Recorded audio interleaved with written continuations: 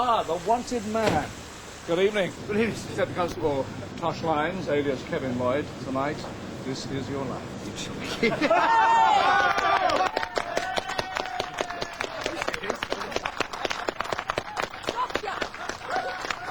Hi, crikey. Oh, dear. Hello. Oh, God. I wonder what the hell was happening then. You've been screwing me, too. You wonder what was happening. I've never been so frightened in my life. Anyway, whatever you have to say will be listened to very carefully by some friends of yours back at Tennington Studios. Will they? So, I bet they will. are you I'm going? a bit stunned, Jeff. Yeah, right. Yes. Right. We'll get our breaths back and we'll quietly go. Thank you very much.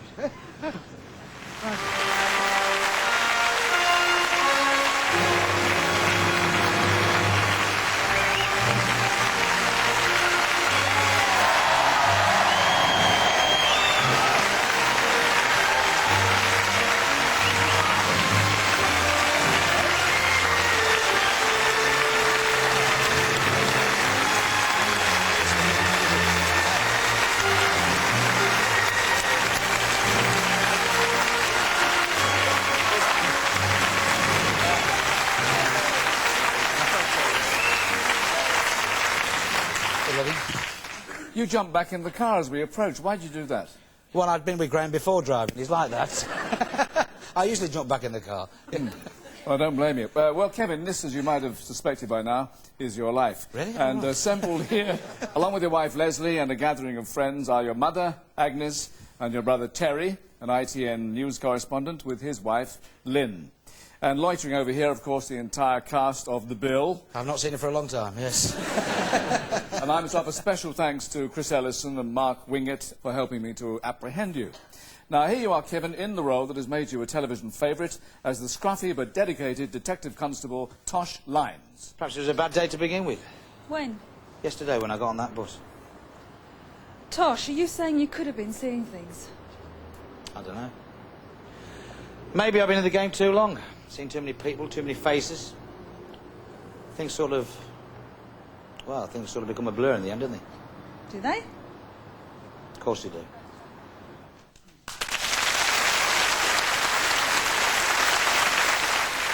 Peter Ellis, where are you, Peter? Oh, there you are. You're there. Now, you play Chief Superintendent Charles Brownlow, and you've been treading the boards with Kevin for more than 10 years. He's probably an elegant devil off the set, is he? Oh, yes, yes. Very, yes. With my tracksuit. In fact, he's got the suit tonight, hasn't he? Thank you very much. I've got It's the the first other one. first time to see me in a suit, you see. That's, right. It's quite a long time, isn't it, since we've known each other? Yes, must be about 12, 13 years, I think. That's right. Yeah, I mean, he's a great mate, great friend, and he's a smashing actor. That's very nice. Cheers, Pete. Thank you very much. Well, there was life before Sun Hill, of course. Here's a selection of your other television roles, including this one on the other side of the law and involving another famous police series, Z-Cars. Good. Just £360 here. Hey, Ferry, it's £120 late. You'll take this as a down payment. Yeah, it's only savings, that is. It'll do, eh? I'll tell you what, just leave me my fare back with it. Back to where? Holland. You're not going back. Why should you be allowed to live in luxury in bloody holiday while we're on the dole here? Just because that's where the work is? Give him this fare, Jimmy. Yeah. You're getting nothing but... Who are you then? Who am I? Well, I suppose January '69 was a long time ago. Hey, see if this jogs your memory.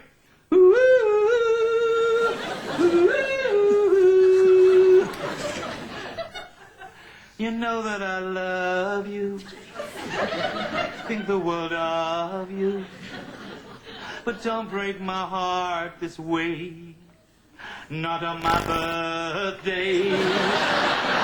Yeah! Now, listen, mate. You may have the weight advantage, but you don't think I'd be stood here if I couldn't use myself, do you? I'm a black belt. Still watching. Drop dead. Are you really a black belt, Mr. Watkins? Not only a black belt, my love, but black braces and all.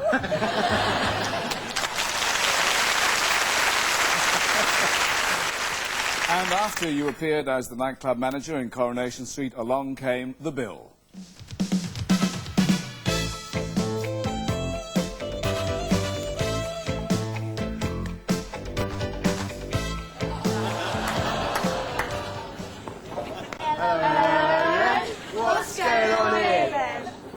just want you to know you're the best dad in the world. Your Nick, sunshine. Go on the outside, go.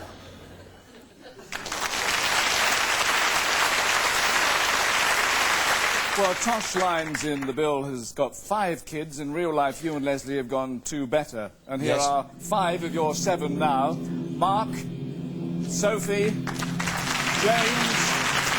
Poppy, and Henry.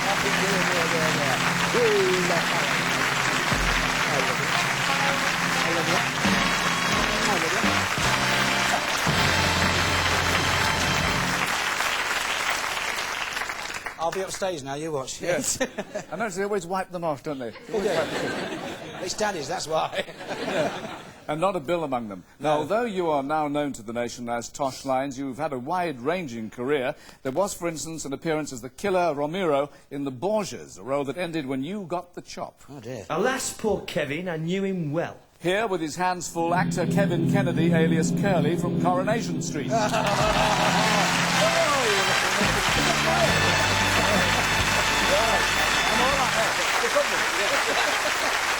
Hi, Kevin. That's me.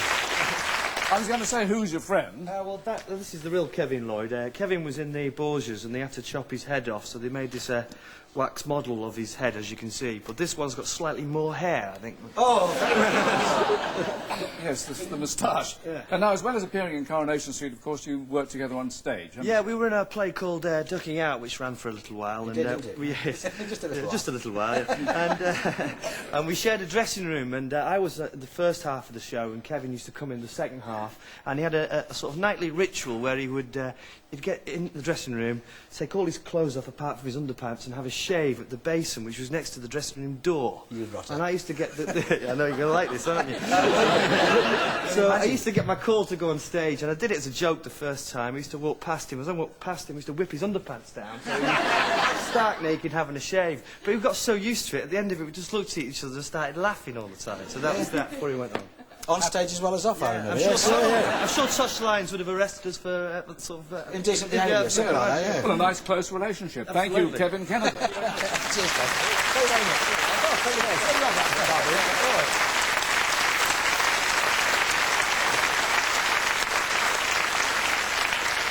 much. Well, Kevin Reardon Lloyd, this is your life, and you were born at...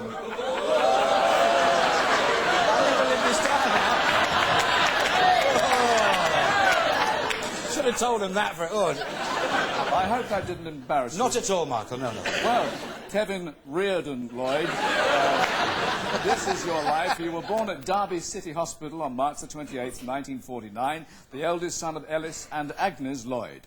You were the natural choice for the bill because you come from a family of policemen. Your grandfather and uncle were in the force, and your father was a police sergeant who was tragically killed while answering a 999 call. Did you ever consider joining the force? Yes, I did, actually, yes. I went to sort of the local grammar school thing and didn't get my O-levels, this, that and the other, so I was either going to be a policeman, a solicitor or an accountant. Then I became an actor. I actually went into trade to become a solicitor, but I did actually think about becoming a policeman, yes. Well, as we see here in your early days, you weren't sure whose side you were on.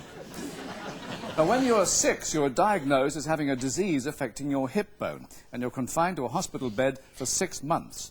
For the next 4.5 years, you have to wear leg irons. Now, Agnes, this must have been quite an ordeal. Yes, it was really, but after all, it seemed to be the making of him, because after a while he seemed to be... He went full out, determined to do everything, and to go for it and win, which he did. Well, that determination still shows when you get rid of the irons at the age of 10.5. You win a Sportsman of the Year prize at Wyndham Street Primary School in Derby, and you excel at all sports after winning a place at Bemrose Grammar School, playing for the cricket team and the rugby team. The nearest to a musical career comes when a kick in the teeth during one match leaves you looking like a piano keyboard. Now, cricket remains your first love in the summer, but most of all, you'd like to play football for Derby County. Absolutely. And here is Derby manager Arthur Cox.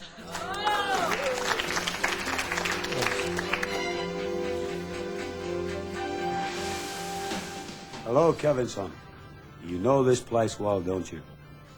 If your dreams had come true, you would have played here for the Rams with these lads. Cheers, Kev. Cheers.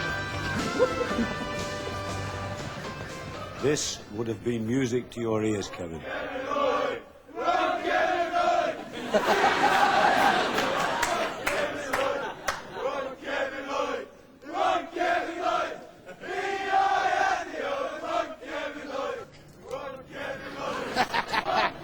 Evening all. Hello, Kevin. I know that you were a regular here in the early 70s, in 1972 and 75, when Derby County won the First Division Championship. And we know now that you are still a Derby County supporter. So have a great night, Kevin. Thank you.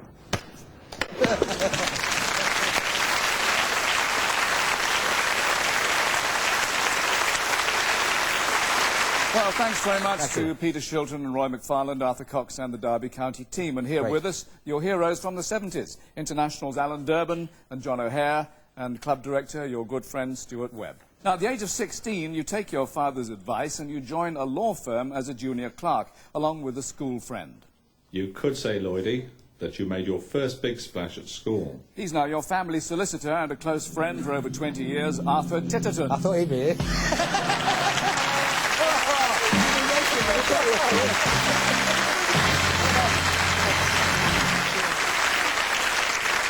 Oh, dear. Arthur, you were saying first big splash. Well, he's a natural entertainer. I've known him 30 years now. Yeah? Some at school, some throughout our work together. But the day he should have done a swallow dive in front of the whole school, he tiptoes up to the end of the board, misses it completely, and straight in like a deadweight. The whole school's in total uproar, but that's just typical of him. Typical. Well, yes, here is another expert witness to give evidence on your behalf. It had to be an actor's life for you. You worked for him for 5 years. Now he's the acting High Sheriff of Derbyshire, Robert Healis. Good heavens.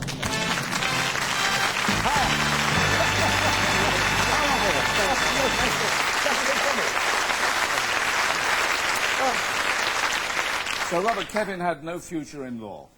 I wouldn't quite say that, but he wasn't as serious about it as one would have liked. Well, I like that. I thought it was very serious, no? No, he was the life and soul of the office, I might tell you. And you joined the Derby Theatre in the Round, and he press-ganged us into coming to watch him for the first time. We then watched quite regularly, I might say. Thank you, yes. And when you took the matter very seriously and asked me to give you a reference for the East 15 acting school, I was delighted to do so, because I knew that you had a big future. Thank you. All the best. I didn't get in, but he gave me a reference. Well, thanks all the same, Robert Healis and Arthur Titterton. Thank you very much.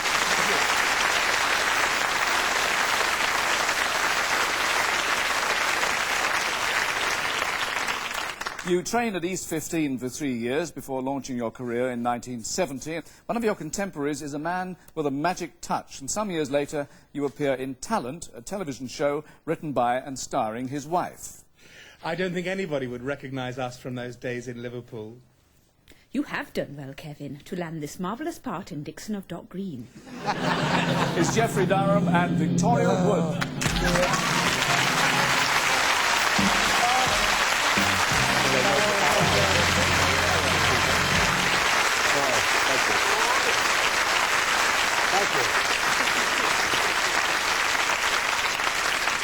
Geoffrey, have you and Kevin both changed a bit since Liverpool? I think we have, yes. He was terribly thin. Pardon? And I had lots of hair. And the first play we did together, we both wore togas. We did? We did. Silly, really. It was an Agatha Christie. But,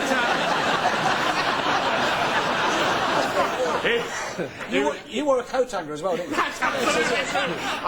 Yes, I wore a coat hanger outside the costume in one scene. But you were a smashing actor then, and you still are. Thank you very It's much, lovely to be here. Victoria, Yes. what are you doing here? This was for Kevin Keegan, I'm sorry. Thank you, darling. No, I just popped on because, Yes. you know when we gave you our buggy? Yes. Well, the You front want it wheels... back? no, I don't need it back, but the front was a bit wobbly. Right. This was a bit missing. Yes. Well, I found it. Okay. Thank you, Wood. I wouldn't like to push it.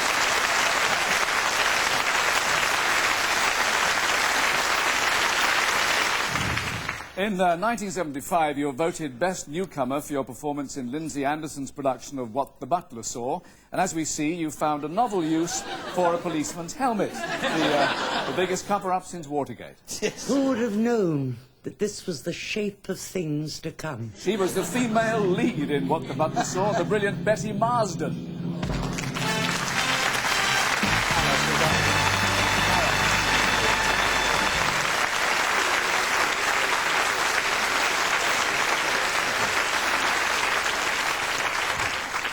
Well, Betty, hello. What did the butler see?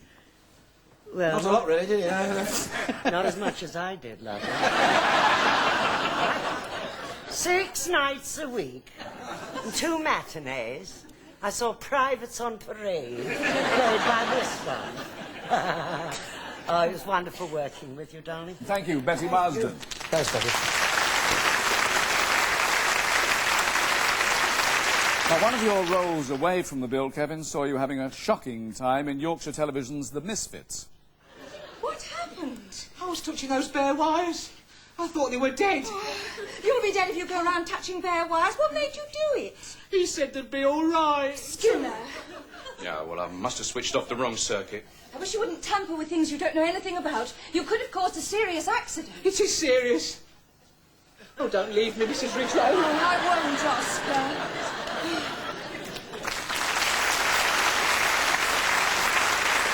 Now, a word from the lady with the healing hands. With you, Kev, I always knew which train to catch. Now, that cryptic remark will now be explained by your co-star, Anne Stallybrass.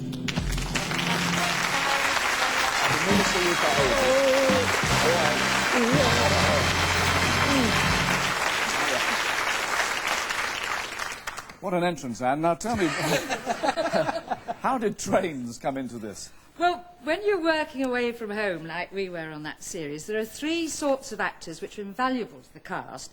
There's one who comes with the good food guide, Yes. and one who comes with good pub guide, and one who comes with the train timetable. Yes. Now, Kev wasn't at all averse to the first 2, you understand, but he always knew the times of the trains home, so he could get the first one home to be home with Leslie and all those lovely kids. That's right.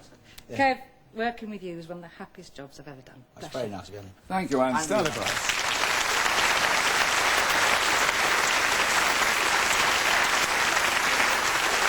And the bill would not be complete tonight, Kevin, without the newest recruit who has just this moment come off duty, your 3-year-old son, Edward.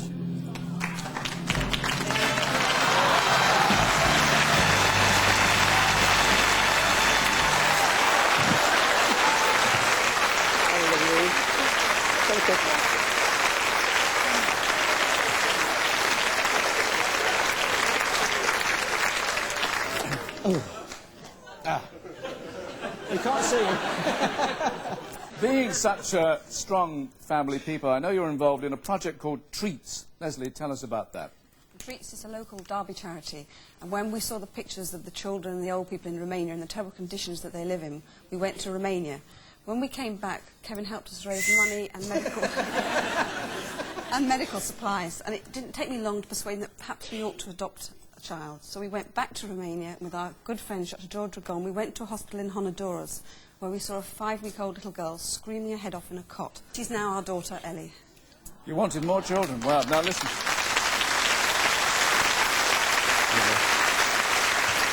Well, I can confirm that because it's written down here. After months of battling through red tape, you were finally, as you say, able to adopt that baby girl. She was named Eleonora Rahela, and you call her Ellie. Now, Victoria Wood also got involved with the Treats project, along with a television soap star who is a close family friend.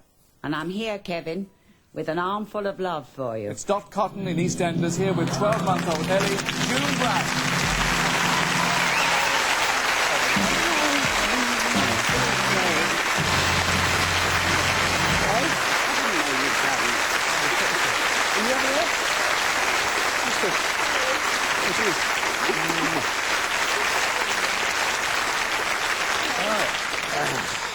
Now, June, you and Kevin have a lot in common, don't you? Yes, we've got a lot of children. Do you want to go to your daddy, do you? Do you want to go to your daddy? No, you don't. Yes, here you are. And it will have nothing to do with my hands now.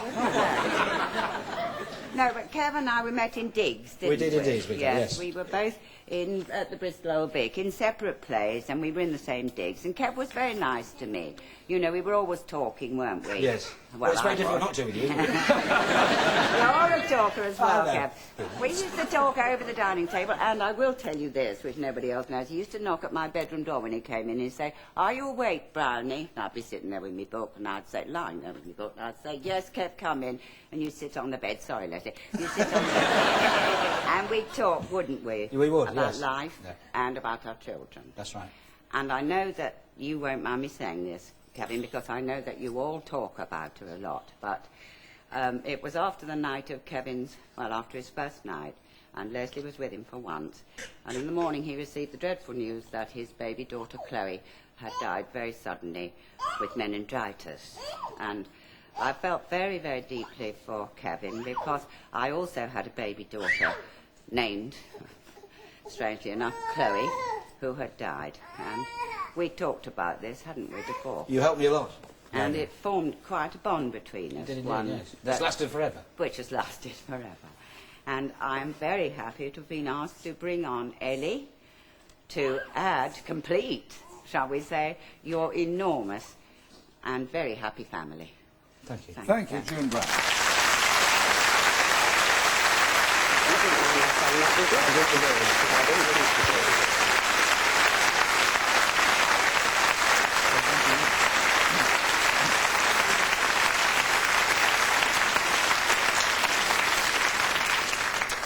We have one more surprise, Kevin. You would never have cut through the red tape surrounding Ellie's adoption without the help of a man who worked non-stop to see that she became the latest member of the Lloyd family. And I'm here tonight, Kevin, to thank you for all your help. From Bucharest, Dr. George Dragon.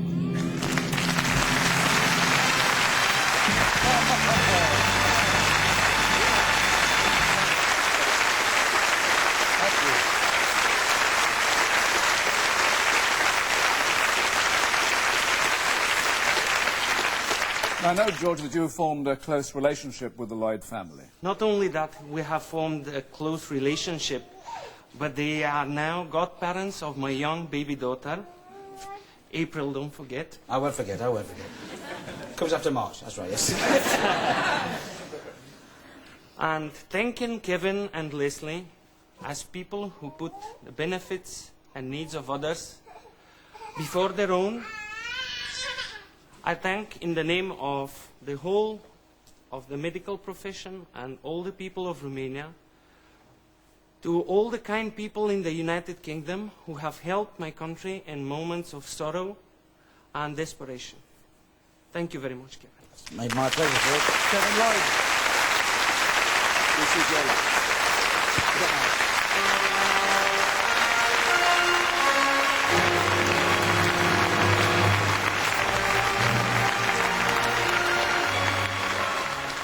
Well, it's nearly time for Coronation Street, with news about Liz MacDonald's return to working at the Rovers and a bit of matchmaking from Mavis.